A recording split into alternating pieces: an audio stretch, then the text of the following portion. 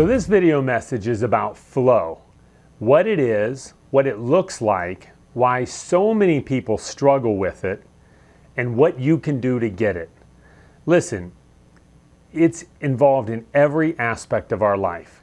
It's being in the zone, and we've all experienced it at some point in our lives before. In a great book called Flow, Professor Csikszentmihalyi outlines exactly what it is. And so I want to read you an excerpt. It's when all a person's relevant skills, he says, are needed to cope with the challenges of a situation.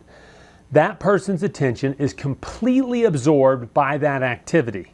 He goes on to say one of the most universal and distinctive features of optimal experience or flow is that when it takes place, people become so involved in what they're doing that the activity becomes spontaneous, almost automatic. They stop being aware of themselves as separate from the actions they are performing. And it doesn't matter whether it was Michael Jordan and he was lighting it up and it looked like the actions were almost effortless. And I can assure you, to him, they felt almost effortless. That's the essence of being in flow. It's the mother reading a book to her son or daughter, and the rest of the world does not even exist. That action is so pure. The dancer, the teacher, you get the idea. Now the question is, how do we all get in flow more often, and why do so many people struggle with it?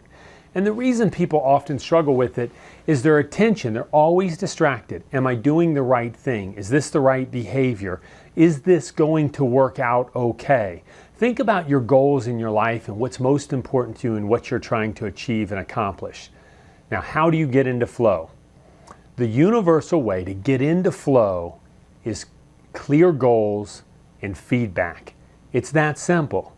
Anybody that's really in flow, and that's why often we see tennis players or at sporting events, because there's measurable feedback. Look at our own lives. Simple common things that we think of as mundane, paying the electric bill, the water bill, the gas pump, there's all measurable feedback. How many things in your life right now are you measuring to get feedback on? How many times did you tell your spouse you loved them? Looked your children in the eyes at night and let them know how awesome they were? And are you measuring any of those activities? If you put your life into a box and say, I'm going to start to measure, it can have a profound influence. We'll see you again soon.